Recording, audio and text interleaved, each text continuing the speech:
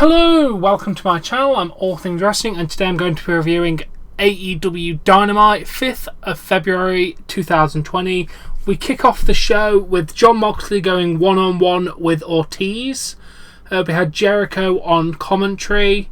He was very good, actually. It was nice to have Jericho on commentary. The ending happened when Moxley hit a paradigm shift out of nowhere for the 3 count. Overall, the match was pretty entertaining. I'm going to give it a nice, respectable 3 out of 5. This match impressed me more than I thought it would, actually. After the match, Santina jumped Moxley after the match. Moxley fought him off, pulled out the keys to Jericho's Ford GT, said eye for an eye, and then spiked Santana straight in the eye with the car key. Moxley retreated through the crowd when Jericho, Guevara and Hager ran to the ring. Then medical personnel attended to Santana. Overall, that segment was really nice. Overall, very, very effective. Very, very good way of driving the story forward. I'm going to give it an 8.5 out of 10. Very, very good. We then have SCU versus Best Friends. Again, another good match. I'm going to give this, again, a 3 out of 5. The finish happened when Kazarian hit the Destroyer on Trent and pinned him. Very overall good pace match. SCU picked up the victory, which was nice. After the match, Dark Order ran in, laid waste to both teams. Orange Cassidy climbed into the ring. They offered him a mask. He refused. He got beat down. Christopher Daniels ran down for the save. He dared the Dark Order to come after him, but they retreated. It was also mentioned that we don't know the identity of the Exalted One that the Dark Order takes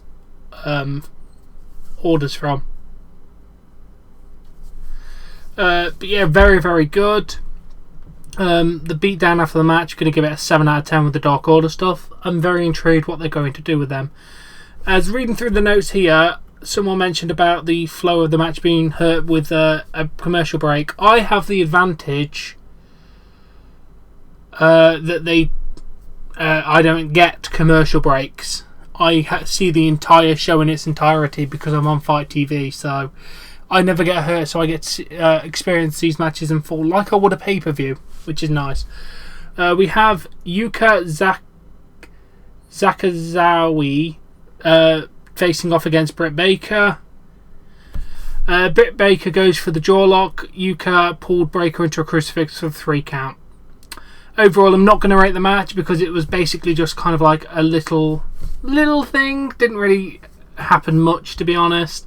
But after the match, Britt Baker hit the bell. She smacked Yuka on the back with it. Aubrey Edwards took the bell off her. Baker placed Yuka's mouth on the bottom rope and hit a curb stomp onto it. And then she had like a tooth in her hand and then blood coming out of her mouth. Britt Baker then hit the locked jaw.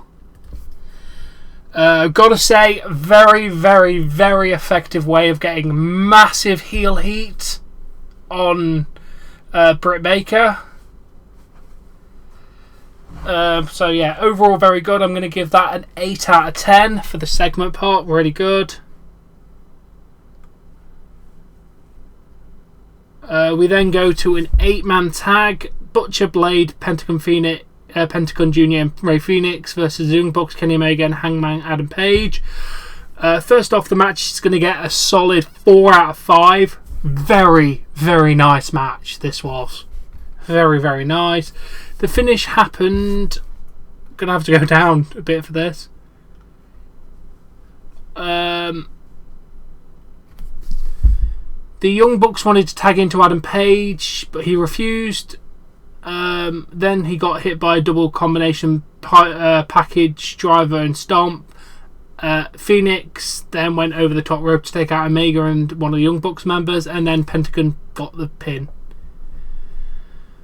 There was a bit of arguing between the group, and then Page walked off drinking a beer.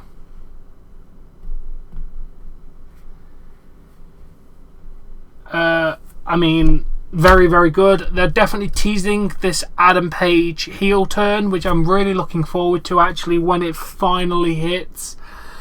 A little bit of the angle at the end. Going to give it a 6 out of 10. It's building something nicely. After the match, Pac is shown on screen with an interviewer, Lexi, and Women's Champion Rio. He said he's supposed to have a contract signing with Omega right now, but Omega ruined that. But how? By having a match. It's clear you don't care about Michael Nakazawa, who he left for dead, twice actually. So guess what's going to happen to Michael? Then he said, we'll find out how much you care about Rio. He starts walking closer, and then Omega's like, oh, I'll have the match. And Pac's like, I may be a bastard, but I'm not a beast, and I won't attack a woman. Nyla Rose enters from the back, and then powerbombs Rio onto a table. Rio then announced, Nyla Rose is like, hurrah, yeah, I'm the beast. And it's announced that we're going to have a title match between those two next week. And Omega and Page will defend their tag titles next week as well. That setup segment, very, very nice. Pac played it beautifully. I'm going to give it an 8 out of 10. Really, really good. Kip Sabian versus Joey Janela. I didn't think much of this match.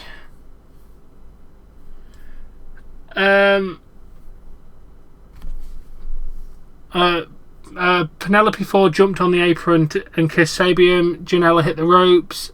He tried to hit Sabian but nailed Ford with a back elbow, sending him to the floor. Sabian used the schoolboy with a handful of tights for the pin. Penelope Ford hurt her knee. Overall, not bad. I mean, yeah, I didn't think much of this. Much of it, to be honest. The match was alright. I'm going to give it a 2 out of 5. 2.5 out of 5, sorry. It was a pretty much average match. Did what it needed to do, but nothing to be too excited about, to be honest. Then Jericho and his stablemates got a promo in the back. Santana promises an eye for an eye next week. 6 out of 10. Did what it needed to do. I like their promos. Young Bucks then confront Page in the backstage. They want to know what happened out there and what his problem is. Matt said he thinks he knows what the problem is, admitting that it's his alcohol. He said if Page keeps up, he'll lose the tag titles next week. After the Bucks left, Page drank from a pitcher of beer. 7 out of 10. Very nicely played. Very subtle. I like it. Then we announced that Moxley will face Santana next week. It was also announced that a tag team battle royale was announced for 2 weeks. In Atlanta, the winner will get a shot at Revolution at the tag titles. And then Pac versus Omega 30-minute Iron Man match in 3 weeks' time. Very, very exciting. Looking to the next few Dynamites.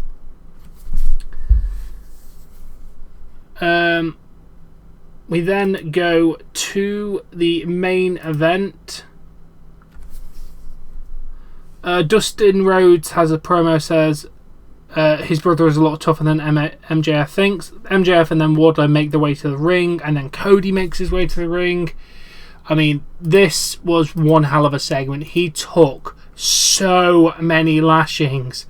It looked legit painful.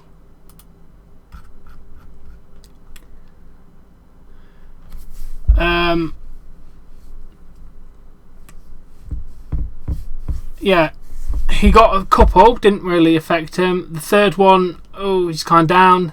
Arn Anderson comes down. Coach tells Cody not to give MJ the satisfaction. Fourth lashing, fifth lashing. Dustin comes down to lend his support. Young Bucks then come down. 6 and 7 were very quick. He's down on the floor. Wardlow delivers lashing. We had then 8, and then we had Wardlow deliver lashing 9. Brandy Rhodes comes down. Cody takes the 10th lashing, and that's it.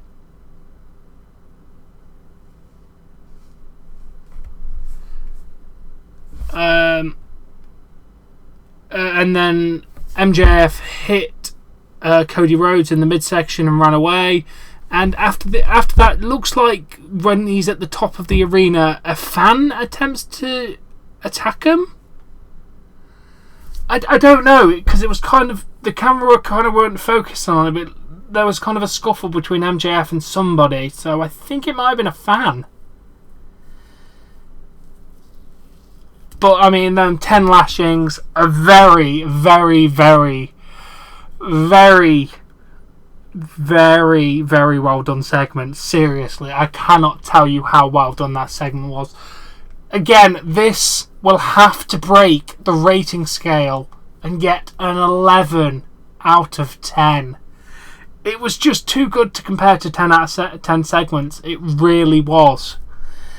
I mean, Cody sold it beautifully. I mean, it looked legit painful. Oh, I can't blame him. Did you see the red marks on his back? He was taking real shots there. They looked painful as hell. I mean, MJF, I cannot wait to see Cody get his hands on Wardlow and then get his hands on MJF. It's going to be an exciting time. Overall, the show was very, very well, apart from a slight dip when we had a Kip Sabian and Joey Janela match. But apart from that, an overall very, very good show. Oh, one thing I did forget to mention was when... what was his name?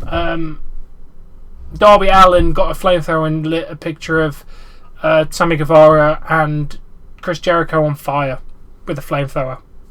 That segment was just going to get a 10 out of 10 because he had a flamethrower, for God's sake. But yeah, overall, I'm going to give the show an 8 out of 10. Very, very, very good show. Solid wrestling, building up nicely towards the pay-per-view. All around, very good show.